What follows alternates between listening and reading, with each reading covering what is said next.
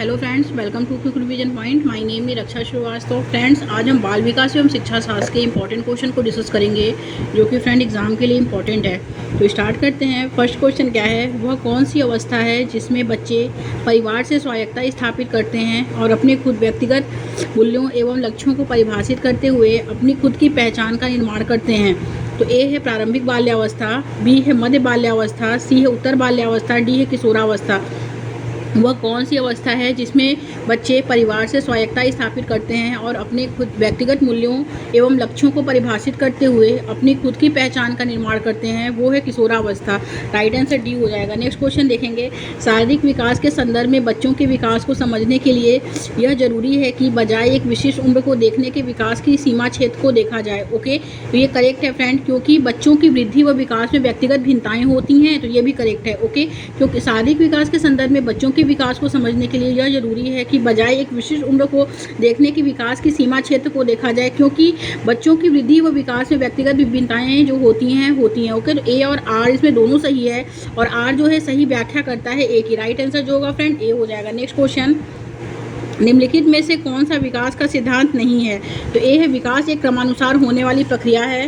Okay, B है friend इसमें कि विकास की कोई विशिष्ट दिशा नहीं होती है, और सी है कि कुछ हद तक विकास की भविष्यवाणी की जा सकती है, एंड डी है विकास आनुवंशिकता और पर्यावरण कारकों की पारस्परिक अंतर्क्रिया का परिणाम है।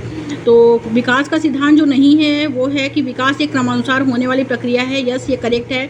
कुछ हद तक विकास की भविष्यवाणी की जा सकती है, ये भी करेक्ट है। विकास आनुवंशिकता और पर्यावरणीय कारकों की पारस्परिक अंतर्क्रिया का परिणाम है, ये भी करेक्ट है। लेकिन विकास की कोई विशेष दिशा नहीं होती है। ओके, राइट आंसर जो होगा इसमें बी हो जाएगा। नेक्स्ट क्वेश्चन देखेंगे। जीन प्याजे के अनुसार किस चरण में बच्चे केंद्रीयता की सीमाओं से उभरकर तार्किक चिंतन कर पाते हैं? ए है संवेदी चालक अवस्था, बी है पूर्व संक्रियात्मक अवस्था, सी है मूर्त संक्रियात्मक अवस्था, डी है अमूर्त संक्रियात्मक अवस्था। तो जीन प्याजे के अनुसार किस चरण में बच्चे केंद्रीयता की सीमाओं से उभरकर तार्किक चिंतन कर पाते हैं? तो वो है जीन प्याजे की 4 स्टेज है। इन्होंने अपने संज्ञानात्मक विकास में इन्होंने 4 स्टेज की बात की है, जिसमें इन्होंने फर्स्ट बताया है सेंसरी मोटर स्टेज, जिसे हम कहते हैं संवेदी गामक अवस्था, जो 0 से 2 वर्ष को होती है। फिर होता है पूर्व संक्रियात्मक अवस्था, जिसे हम प्री ऑपरेशनल स्टेज कहते हैं, जो 2 से 7 वर्ष तक होता है। फिर आता है कॉन्क्रीट ऑपरेशनल स्टेज, जिसे हम मूर्त संक्रियात्मक अवस्था कहते हैं, जो होता है 7 से 12 वर्ष तक होता है। फिर फॉर्मल ऑपरेशनल स्टेज 12+ तक होता है। ओके, तो जीन प्याजे के अनुसार किस चरण में बच्चे केंद्रीयता की सीमाओं से उभरकर तार्किक चिंतन कर पाते हैं? वो है मूर्त संक्रियात्मक अवस्था। ओके, राइट आंसर जो होगा फ्रेंड्स सी हो जाएगा। नेक्स्ट क्वेश्चन देखेंगे। कथन ये कहता है कि 5 साल का रमेश तर्क करता है कि एक चौड़े गिलास के एक लंबे गिलास में डाला गया पानी मात्रा में अधिक हो गया है, क्योंकि तर्क आ रहा है कि मूर्त संक्रियात्मक अवस्था में बच्चे समस्याओं को व्यवस्थित और तार्किक तरीके से हल नहीं कर पाते हैं। ओके, तो ये भी करेक्ट है। तो ए और आर इसमें दोनों सही है, और आर जो है सही व्याख्या करता है ए की। तो राइट आंसर ए हो जाएगा। आगे देखते हैं फ्रेंड, कोहलबर्ग के सिद्धांत में यांत्रिक सापेक्षता अभिविन्यास के चरण की क्या विशेषता है? तो ए है व्यक्तिगत जरूरतों को पूरा करना, बी है नियमों को निश्चित और निरपेक्ष रूप में देखना, सी है दूसरों के अनुमोदन को बनाए रखना, एंड डी है अमूर्त सार्वभौमिक सिद्धांत जो सभी मानवता के लिए मान्य है। तो कोहलबर्ग के सिद्धांत में यांत्रिक सापेक्षता अभिविन्यास के चरण की क्या विशेषता है? तो वो है व्यक्तिगत जरूरतों को पूरा करना। ओके, राइट आंसर ए हो जाएगा। आगे देखते हैं फ्रेंड्स, नेक्स्ट क्वेश्चन क्या है। लेव-वाइगोत्स्की के अनुसार वह प्रक्रिया जिसमें 2 भागीदार जो कार्य को अलग समझ से शुरू करके बाद में एक साझी समझ पर पहुंचते हैं, क्या कहलाती है? तो ए है समीपस्थ विकास का क्षेत्र, बी है अंतर्विषयकता, सी है अनुकूलन, एंड डी है खोज विधि। राइट आंसर बी हो जाएगा फ्रेंड, अंतर्विषयकता कहलाती है। नेक्स्ट क्वेश्चन देखेंगे। लेव-वाइगोत्स्की के सिद्धांत के अनुसार भाषा क्या है? ए है बच्चों के संज्ञानात्मक विकास में महत्वपूर्ण भूमिका निभाती है, बी है बच्चों की संज्ञानात्मक क्षमताओं में बाधा डालती है, सी है बच्चों के संवेगात्मक विकास को नियमित करने में बेहद प्रभावशाली होता है, एंड डी है कि बच्चों के विकास में कोई भूमिका नहीं है। तो लेव-वाइगोत्स्की के सिद्धांत के अनुसार भाषा जो है बच्चों के संज्ञानात्मक विकास में महत्वपूर्ण भूमिका निभाती है। ओके, राइट आंसर ए हो जाएगा फ्रेंड्स। आगे देखते हैं, किस प्रकार की कक्षा में शिक्षक अपनी शिक्षा पद्धति और आकलन तरीकों को अलग अलग शिक्षार्थियों की ज़रूरतों के अनुकूल अपनाता है? ए है व्यवहारवादी, बी है शिक्षक केंद्रित, सी है प्रगतिशील, डी है परीक्षा केंद्रित। तो किस प्रकार की कक्षा में शिक्षक अपनी शिक्षा पद्धति और आकलन तरीकों को अलग अलग शिक्षार्थियों की ज़रूरतों के अनुकूल अपनाता है? वो है व्यवहारवादी। राइट आंसर ए हो जाएगा फ्रेंड्स। आगे देखते हैं। कथन ए कहता है कि प्रतिभाशाली बच्चे की पहचान के लिए बुद्धि परीक्षण ही एकमात्र पैमाना नहीं है। तो ये क्या है? ये करेक्ट है कि प्रतिभाशाली बच्चा जो होता है तो उसके लिए जो है बुद्धि परीक्षण एकमात्र पैमाना नहीं है। ओके, तो ये सही है। ओके, और तर्क आर कहता है कि हर प्रतिभाशाली बच्चा विभिन्न शक्तियों, व्यक्तित्व और विशेषताओं को प्रस्तुत करता है, ये भी करेक्ट है। तो ए और आर जो है दोनों सही है, और आर जो है सही व्याख्या करता है ए की। तो राइट आंसर ए हो जाएगा।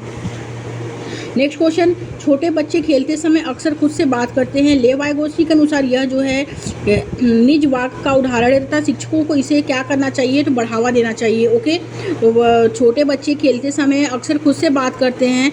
लेव वाइगोत्स्की के अनुसार यह जो है निज वाक्य का उदाहरण है तथा शिक्षकों को इसे क्या करना चाहिए, बढ़ावा देना चाहिए। तो राइट आंसर क्या होगा फ्रेंड, बी हो जाएगा इसमें।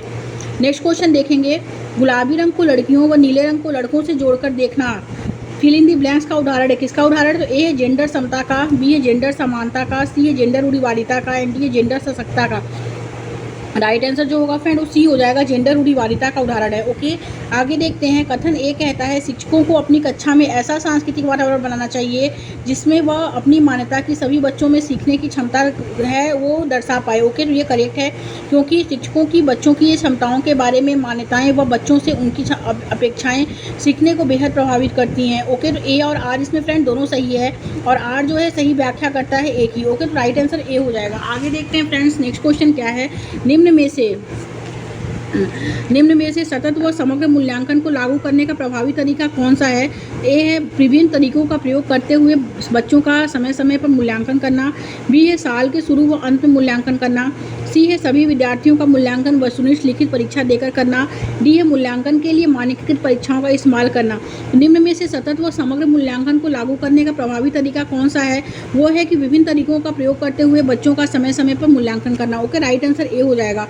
आगे देखते हैं फ्रेंड्स, निम्न में से कौन सा प्रश्न महत्व प्रत्यास्मरण को नहीं अपितु आलोचनात्मक सोच को बढ़ावा देता है। तो ए है टेलीफोन का आविष्कार किस वर्ष में हुआ था, बी है भारत के कितने राज्य हैं, सी है भारत के प्रथम प्रधानमंत्री कौन थे, डी है जेंडर रूढ़िवादिता को चुनौती देने के लिए क्या विभिन्न तरीके हो सकते हैं। तो निम्न में से कौन सा प्रश्न महत्व प्रत्यास्मरण को नहीं अपितु आलोचनात्मक सोच को बढ़ावा देता है, वो यह है कि जेंडर रूढ़िवादिता को चुनौती देने के लिए क्या विभिन्न तरीके हो सकते हैं। ओके, राइट आंसर जो होगा डी हो जाएगा। आगे देखते हैं फ्रेंड्स, नेक्स्ट क्वेश्चन क्या है। एक समावेशी कक्षा के संदर्भ में कौन सा कथन सही है। ए है विद्यालयी पाठचर्या तथा अन्य गतिविधि में लड़कियों व अन्य वंचित समूह के बच्चों सहभागिता को प्रतिबंधित रखा जाता है। बी है समावेश से अन्य बच्चों की शिक्षा में बाधा व रुकावट आती है एंड जिससे शिक्षा की गुणवत्ता पर प्रभाव पड़ता है। सी है समावेशन के दौरान सभी बच्चों को उनकी पृष्ठभूमि व क्षमताओं में विभिन्नता होते हुए भी विद्यालय में संबोधित किया जाता है। एंड डी है समावेशन केवल विकलांगता से जूझते बच्चों से संदर्भित ही होता है क्योंकि समावेशन से केवल वही लाभान्वित होते हैं। तो एक समावेशी कक्षा के संदर्भ में कौन सा कथन सही है। तो समावेशन के दौरान सभी बच्चों को उनकी पृष्ठभूमि व क्षमताओं में विभिन्नता होते हुए भी विद्यालय से में संबोधित किया जाता है। ओके, तो राइट आंसर सी हो जाएगा। नेक्स्ट क्वेश्चन, एक शिक्षिका वंचित समूह से आने वाले बच्चों का सफलतापूर्वक समायोजन किस तरह कर सकती है। ए है उनके लिए अलग संकाय बनाकर, बी है उनके लिए घर पर ट्यूशन लेना अनिवार्य करके, सी है उनके सामाजिक व सांस्कृतिक परिवेश की उपेक्षा करके, डी है उनमें अपनेपन की भावना पैदा करके व उनका आत्मविश्वास बढ़ाकर। तो एक शिक्षिका वंचित समूह से आने वाले बच्चों का सफलतापूर्वक समायोजन किस तरह कर सकती है। वह करती है वह उनमें अपनेपन की भावना पैदा करके वह उनका आत्मविश्वास बढ़ाकर कर सकती है। ओके, राइट आंसर डी हो जाएगा। नेक्स्ट क्वेश्चन, निम्न में से कौन से कक्षी प्रावधान एक विद्यार्थी जिसकी दृष्टि कम है के अनुसार उपयुक्त समायोजन है। तो फर्स्ट है फ्रेंड इसमें प्रकाश के साथ आवर्धक लेंस का प्रावधान करना। सेकंड है ब्लैक बोर्ड के कार्य को मौखिक व्याख्या द्वारा परिशिष्ट करना। एंड थर्ड क्या है बहुत से दृष्टि प्रस्तुतिकरण देना। तो ये गलत है, काम पूरा करने के लिए अतिरिक्त समय देना। ओके, तो पहला दूसरा चौथा राइट हो जाएगा। तो राइट आंसर डी हो जाएगा फ्रेंड्स। आगे देखते हैं, शिक्षक बच्चों को रचनात्मक रूप से सोचने के लिए कैसे प्रोत्साहित कर सकते हैं। ए है उन्हें किसी समस्या को हल करने के विभिन्न तरीकों के बारे में सोचने के लिए कहना, बी है उन्हें उत्तर रटने के लिए कहकर, सी है प्रत्यास्मरण पर आधारित प्रश्न पूछकर, डी है बहुविकल्पी प्रश्न देकर।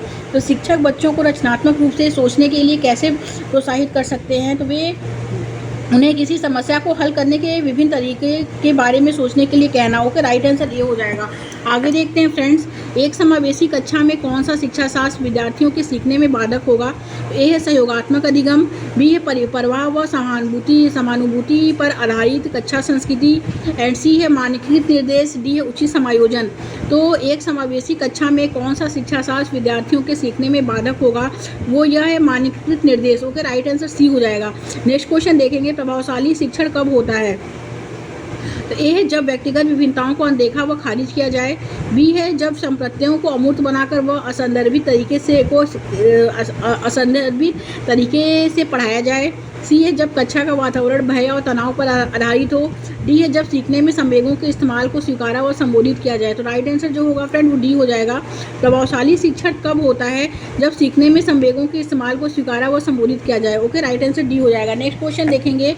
नेक्स्ट क्वेश्चन है फ्रेंड कि जब शिक्षक की WL नीति, जिसमें विद्यार्थियों को विभिन्न सोच के लिए प्रेरित किया जाता है, वह क्या जानते हैं, क्या जानना चाहते हैं तथा उन्होंने विषय के अंत में क्या सीखा अपनाते हैं, तब वह किन कौशलों को बढ़ावा दे रहे हैं। ए है अधिसंज्ञान, बी है ज्ञान रखना व प्रत्यय स्मरण, सी है अनुकरण, डी अनुबंधन। राइट आंसर ए हो जाएगा अधिसंज्ञान। नेक्स्ट क्वेश्चन, निम्नलिखित में से कौन सी पद्धति शिक्षक केंद्रित है? ए है सहयोगात्मक शिक्षा, बी है व्याख्यान, सी है अवधारणात्मक मानचित्रण एंड डी है प्रयोगों का संचालन। राइट आंसर बी हो जाएगा फ्रेंड, व्याख्यान। नेक्स्ट क्वेश्चन देखेंगे, निम्नलिखित में से कौन समस्या समाधान में बाधा डालता है? ए है समस्या समाधान में शामिल विभिन्न चरणों के बारे में बोलकर सोचना, बी है सुलझाए हुए उदाहरण पर चिंतन करना, सी है समस्या का प्रतिनिधित्व करने के लिए तरीके पर अटक जाना, डी है साथियों के साथ विचार मंथन और चर्चा करना। तो निम्नलिखित में से कौन समस्या समाधान में बाधा डालता है? वो यह है कि समस्या जो होता है, समस्या का प्रतिनिधित्व करने के लिए तरीकों पर अटक जाना। ओके, राइट आंसर सी हो जाएगा। नेक्स्ट क्वेश्चन, स्वयं को एक ज्ञाता के रूप में समझने की क्षमता क्या कहलाती है? ए अनुकूलन, बी अधिसंज्ञान, सी है नियमन एंड डी अनुकरण। तो स्वयं को एक ज्ञाता के रूप में समझने की क्षमता जो कहलाती है वो अधिसंज्ञान कहलाती है। राइट आंसर बी हो जाएगा। नेक्स्ट क्वेश्चन, छात्रों को अपनी सोच में वैचारिक परिवर्तन करने में सक्षम बनाने के लिए एक शिक्षक को क्या करना चाहिए? ए है व्याख्यान प्रणाली से उसे जो है स्पष्टीकरण करना चाहिए, बी है छात्रों के साथ चर्चा करना और गैर उदाहरण जो है पेश करना चाहिए, सी है बच्चों को उनकी सोच बदलने के लिए वे पुरस्कार प्रदान करने चाहिए एंड डी है फ्रेंड बच्चों को खुद से सोचने के लिए हतोत्साहित करना चाहिए और उन्हें सिर्फ शिक्षक की बात सुनने और उनका पालन करने के लिए कहना चाहिए। तो छात्रों को अपनी सोच में वैचारिक परिवर्तन करने में सक्षम बनाने के लिए एक शिक्षक को छात्रों के साथ चर्चा करना और उदाहरण और गैर उदाहरण क्या करना चाहिए, पेश करने चाहिए। ओके, राइट आंसर बी हो जाएगा। नेक्स्ट क्वेश्चन देखेंगे, महारत उन्मुख शिक्षार्थियों की विशेषता है कि उनमें विफलता का जो होता है कम डर और क्षमता का वृद्धिशील दृष्टिकोण होता है। ओके, राइट आंसर ए हो जाएगा। आगे देखते हैं फ्रेंड्स, नेक्स्ट क्वेश्चन क्या है। एक शिक्षक विद्यालय में विभिन्न सांस्कृतिक कार्यक्रमों का आयोजन करता है जिसमें भारत के विभिन्न त्यौहार तथा परंपराओं को प्रदर्शित किया जाता है।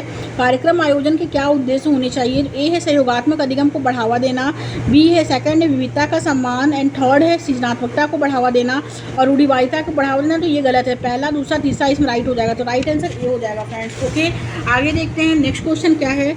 नेक्स्ट क्वेश्चन है कि एक शिक्षक में निम्नलिखित गुण होने चाहिए। कैसे गुण होने चाहिए? ए है समानुभूति के, बी है देखभाल के, सी है प्रामाणिकता के एंड डी है असहिष्णुता के। राइट आंसर सी हो जाएगा कि एक शिक्षक में जो गुण होने चाहिए वो समानुभूति के भी होने चाहिए, देखभाल के भी होने चाहिए, प्रामाणिकता के भी होने चाहिए। ओके, असहिष्णुता के नहीं होने चाहिए, गलत है। पहला दूसरा तीसरा राइट हो जाएगा। तो राइट आंसर सी हो जाएगा। नेक्स्ट क्वेश्चन देखेंगे फ्रेंड्स, बच्चों को आंतरिक रूप से प्रेरित करने का एक प्रभावी तरीका है क्या है? ए पुरस्कार प्रदान करना, बी है दंड देना, सी है सीखने का ऐसा माहौल बनाएं जो अपनेपन और स्वायत्तता की भावना को बढ़ावा देता है, डी है सूचना के पूर्ण अनुपालन और निष्क्रिय ग्रहण को प्रोत्साहित करना। तो बच्चे को आंतरिक रूप से प्रेरित करने का एक प्रभावी तरीका जो होता है वो यह होता है कि सीखने का ऐसा माहौल बनाना चाहिए जो अपनेपन और स्वायत्तता की भावना को क्या करता है, बढ़ावा देता है। ओके, राइट आंसर जो होगा फ्रेंड वो सी हो जाएगा इसमें। आगे देखते हैं नेक्स्ट क्वेश्चन क्या है। नेक्स्ट क्वेश्चन है फ्रेंड्स कि बाल विकास की गति कैसी होती है?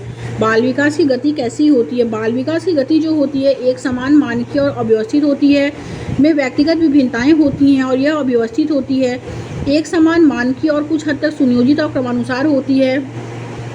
डी में व्यक्तिगत विभिन्नताएं होती हैं और यह कुछ हद तक सुनियोजित और क्रमानुसार होती है। बाल विकास की गति जो होती है में व्यक्तिगत विभिन्नताएं होती हैं और यह कुछ हद तक सुनियोजित और क्रमानुसार होती है। ओके, राइट आंसर डी हो जाएगा। आगे देखते हैं फ्रेंड्स, किस उम्र में बच्चों के क्रियाकलाप प्रमुखतः बड़ी मांसपेशी की स्थूल गति के प्रयोग कर केंद्रित हो जाते हैं बजाय सूक्ष्म गति कार्य के? ए है शैशवावस्था, बी है प्रारंभिक बाल्यावस्था, सी है किशोरावस्था, डी है मध्य बाल्यावस्था। राइट आंसर ए हो जाएगा फ्रेंड्स, शैशवावस्था। ओके, शैशवावस्था जो होता है उसमें बच्चे के क्रियाकलाप मुख्यतः बड़ी मांसपेशियों की स्थूल गति के प्रयोग पर केंद्रित होते हैं बजाय सूक्ष्म गति के कार्य के। ओके, तो राइट आंसर जो होगा फ्रेंड वो हो जाएगा इसमें राइट आंसर जो होगा इसमें वो होगा डी। ओके, डी जो है वो करेक्ट हो जाएगा। किस उम्र में बच्चे क्रियाकलाप प्रमुखतः बड़ी मांसपेशियों की स्थूल गति के प्रयोग पर केंद्रित होते हैं बजाय सूक्ष्म गति के? तो बड़ी मांसपेशी जो होती है उसमें बच्चा जो हिलता डुलता है, तो फ्रेंड ये सहसावस्था में होता है। सहसावस्था में बच्चा हिलता डुलता है, वो बड़ी मांसपेशियों का उपयोग करता है, ना कि वो अपने फिंगर का यूज कर पाता है। ओके, राइट आंसर ए हो जाएगा इसमें। आगे देखते हैं, वह प्रक्रिया जिसमें युवा पीढ़ी रोजमर्रा की अंतःक्रिया से सामाजिक प्रक्रियाओं को सीखती है क्या कहलाती है? ए है सृजनता, बी है संवर्धन, सी है समाजीकरण, डी है स्थगित अनुकरण। राइट आंसर जो होगा सेकंड हो जाएगा फ्रेंड, संवर्धन कहलाती है। नेक्स्ट क्वेश्चन देखेंगे, जीन पियाजे के अनुसार किस अवस्था में शिशु शारीरिक क्रियाओं के साथ संवेदी अनुभवों का समन्वय करके दुनिया की खोज करता है? ए है मूर्त संक्रियात्मक अवस्था, बी है संवेदी चालक अवस्था, सी है पूर्व संक्रियात्मक अवस्था, डी है अमूर्त संक्रियात्मक अवस्था। तो राइट आंसर फ्रेंड बी हो जाएगा, संवेदी चालक अवस्था। ओके, आगे देखते हैं, जीन पियाजे के सिद्धांतों में एक बच्ची जो मानती है कि कार सजीव है क्योंकि वह चलती है, क्या प्रदर्शित करती है? ए है जीववादी सोच को प्रदर्शित करती है, केंद्रीयता को प्रदर्शित करती है, अप्रतिवर्ती सोच को प्रदर्शित करती है, क्रमबद्धता को प्रदर्शित करती है। राइट आंसर फ्रेंड सेकंड हो जाएगा, केंद्रीयता को प्रदर्शित करती है। आगे देखते हैं, नेक्स्ट क्वेश्चन क्या है, कोहलबर्ग के अनुसार नैतिक विकास के अंतिम चरण व्यक्तिगत सिद्धांतों की नैतिकता और विवेक के व्यक्तियों में क्या विशेषता होती है? ए है नियमों को निश्चित और निरपेक्ष रूप में देखना, बी है दूसरों के द्वारा सम्मान प्राप्त करने की चाह, सी है यह महसूस करना कि अपने लिए कानूनों और नियमों को बनाए रखना उनका कर्तव्य है, एंड डी है यह विश्वास करना कि व्यक्तियों को सामाजिक कानूनों का आंख बंद करके पालन करने के बजाय उनका परीक्षण करना चाहिए।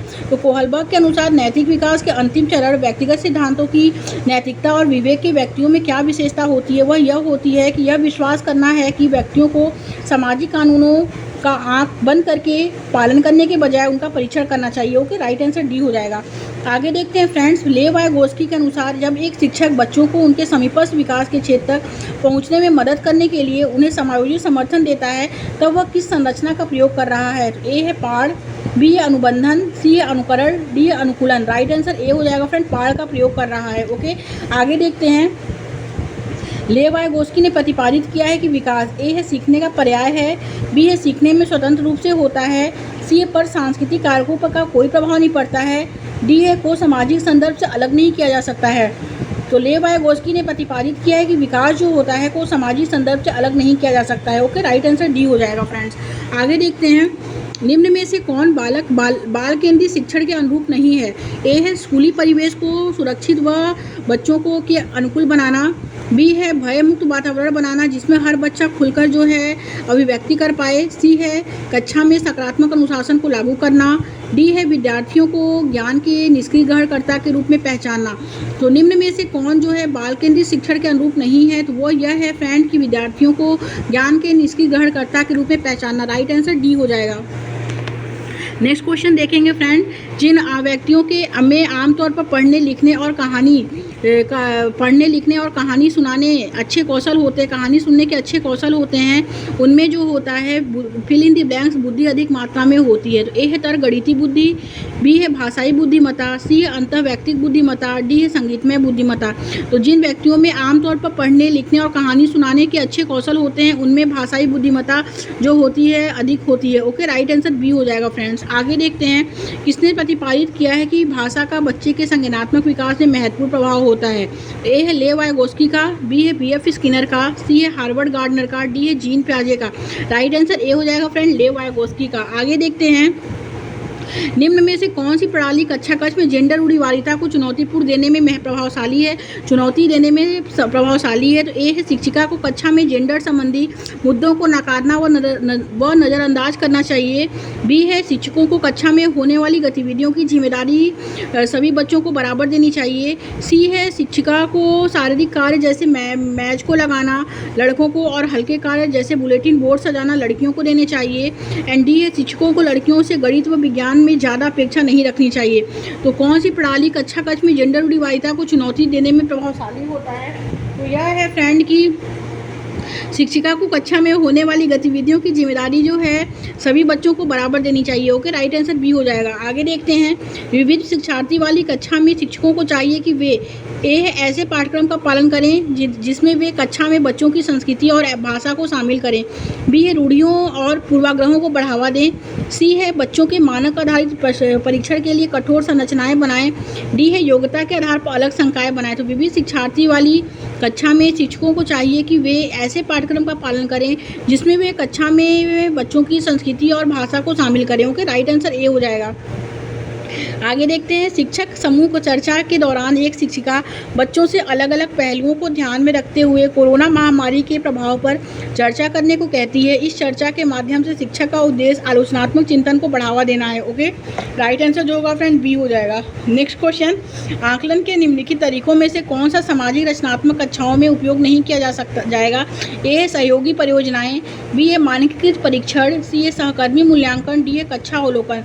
राइट आंसर बी हो जाएगा, मानकीकृत परीक्षण। नेक्स्ट क्वेश्चन, समावेशी शिक्षा का दर्शन बहिष्करण के सभी आचरण को प्रोत्साहित करेगा।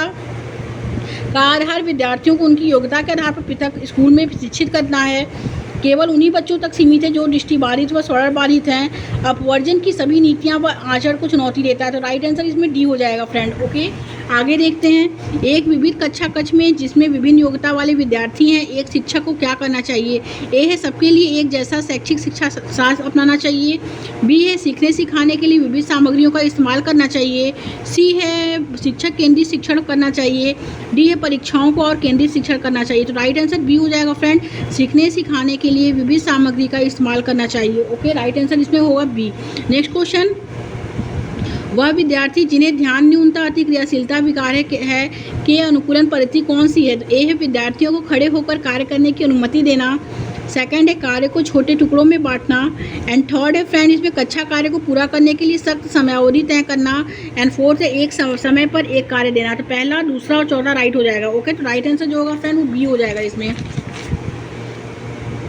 आगे देखते हैं, निम्न में से कौन सा युग्म विद्यार्थी व उनकी पहचान के गुणधर्म का सही मिलान है? ए है, सृजनात्मक विद्यार्थी समस्या समाधान में अनम्यता। बी है, स्वलीन विद्यार्थी गति क्रियाओं का दोहराव। सी है, अधिगम कठिनाइयों वाले विद्यार्थी बेहद कमजोर स्मृति। डी है, दृष्टिबाधित विद्यार्थी सुनने में कठिनाई। तो राइट आंसर बी हो जाएगा, स्वलीन विद्यार्थी गति क्रियाओं का दोहराव। ओके, आगे देखते हैं, एक शिक्षिका विद्यार्थियों में सृजनात्मकता को कैसे बढ़ावा दे सकती है? तो फर्स्ट इसमें अपसारी प्रवृत्ति वाले प्रश्न पूछकर, तो ये गलत है। विद्यार्थियों के असमान उत्तरों के प्रति संवेदनशील व लचीले होकर।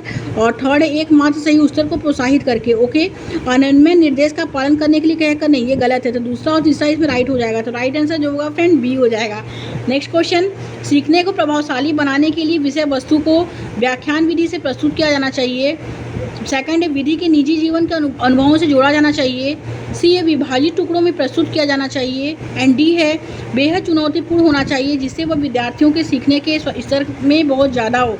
तो सीखने को प्रभावशाली बनाने के लिए विषय वस्तु को विद्यार्थियों के निजी जीवन के अनुभवों से जोड़ा जाना चाहिए। ओके, राइट आंसर बी हो जाएगा।